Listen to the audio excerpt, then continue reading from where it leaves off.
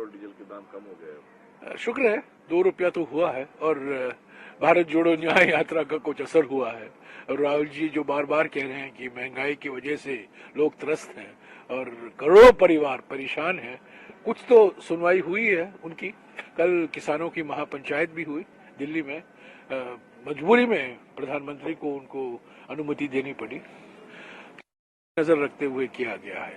पहले तो उन्होंने कुछ नहीं कहा, पहले तो साफ इनकार ही कर दिया था किसानों को, और पेट्रोल के डीजल के दामों पर सारे चुप्पी, सब लोग चुप थे। अब जब चुनाव के नोटिफिकेशन आने वाले हैं, चुनाव के पहले सब कुछ कर रहे हैं। आपको लगता है जनता को राहत मोदी सरकार ने चुनाव को देखते हुए किया है? बिल्कुल, एब्सोल्युटली, इसमें कोई इसमें कोई संदेह नहीं है। अभी नोटिफिकेशन 1-2 दिन में आएगा, उसके बाद नहीं कर सकते, मॉडल कोड ऑफ कॉन्डक्ट लग जाएगा, तो जो कुछ करना है अभी कर दो जल्दी। सर, संगठित होके आप लोग भी लगातार कर रहे हैं। कृषि मंत्री ने कहा है कि लोकतंत्र के मूल्यों की रक्षा करते हुए अपनी बात रखने का सबको अधिकार है, लेकिन इससे आगे बातें बढ़ नहीं रही है। नहीं, देखिए 2020 में, सितंबर 2020 में 3 काले कानून जबरदस्ती पारित हुए। किसान संगठनों ने आंदोलन शुरू की, मैं उनको सलामी देता हूँ। 700 से भी ऊपर किसान शहीद हुए, पर उन्होंने पीछा नहीं हटा, वो रहे, अडिग रहे, लड़ते रहे।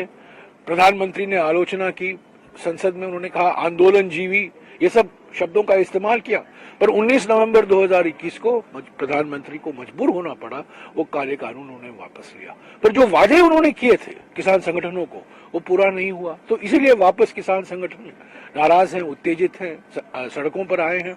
और कांग्रेस पार्टी ने किसान न्याय को लेकर 5 गारंटियां दी हैं। हमने किसानों की आवाज सुनी है और किसानों की जो मांगे हैं, और जो वो बार बार कह रहे हैं कि किसान हमारे देश की रीढ़ की हड्डी हैं, उनको और मजबूत करना है, उनके परिवारों को मजबूत करना है, एक नया भविष्य दिखाना है, उसको ही ध्यान में रखते हुए खड़गे जी और राहुल जी ने 5 सूत्री किसान न्याय कार्यक्रम, किसान न्याय गारंटी की घोषणा की है। सर, कांग्रेस पार्टी देश में अभी रूलिंग पार्टी बनने वाली है, प्रिंसिपल रूलिंग पार्टी बनने वाली है। जो चुनाव आयोग के एसबीआई से bond data, electoral bond data प्राप्त हुआ, उसको रिलीज किया है, कांग्रेस पार्टी इसे कैसे देखती है? देखिए, मैं उस पर अभी एक विश्लेषण मैंने किया है, अगले 10-15 मिनट में निकलवा रहा हूं, आपको सारी जानकारी मिल जाएगी किस तरीके से ये इलेक्टोरल बॉन्ड का दुरुपयोग किया गया है। 60% इलेक्टोरल बॉन्ड सिर्फ बीजेपी को गए हैं, 60%, 60% बीजेपी को गया है। और मैंने दिखाया है इस विश्लेषण के द्वारा कि किस तरह से ईडी, सीबीआई, इनकम टैक्स का दुरुपयोग किया है, और जिन्होंने चंदा दिया है उनको कहां से कॉन्ट्रैक्ट मिले हैं, हाईवे के कॉन्ट्रैक्ट मिले हैं, टनल के धंधे मिले हैं, और कोई प्रोजेक्ट मिला है, तो ये सब मिली भगत है। अब तो आप लोग खुश होंगे, आप लोग कह रहे थे कि सिंगल सीईसी में कैसे चुनाव होगा, आखिरकार ज्ञानेश कुमार और सुखबीर सिंह संधू को भारत के चुनाव आयोग ने चुनाव आयुक्त नियुक्त किया। हाँ, वो तो करना ही था। हालांकि हमारे सदस्य जो समिति में है, सिलेक्शन कमेटी में, अधीर रंजन चौधरी ने अपनी आपत्तियां जताई हैं, पर बहुमत तो सरकार के पास है, तो वो तो होना ही था। और इस बीच 2029 को लेकर जो recommendation one nation one election committee ने राष्ट्रपति, ये तो मैच फिक्सिंग था, ये समिति मैच फिक्सिंग समिति थी। और नरेंद्र मोदी की मंशा क्या है, उनकी मानसिकता समझ लीजिए, 1 नेशन नो इलेक्शन, यही उनकी मानसिकता है। अगर वो आएंगे वापस सत्ता में, वो किस आधार पर वो 400 सीट मांग रहे हैं कि संविधान को मैं बदलूं, बाबा साहब अम्बेडकर का संविधान को बदलूं? क्यों?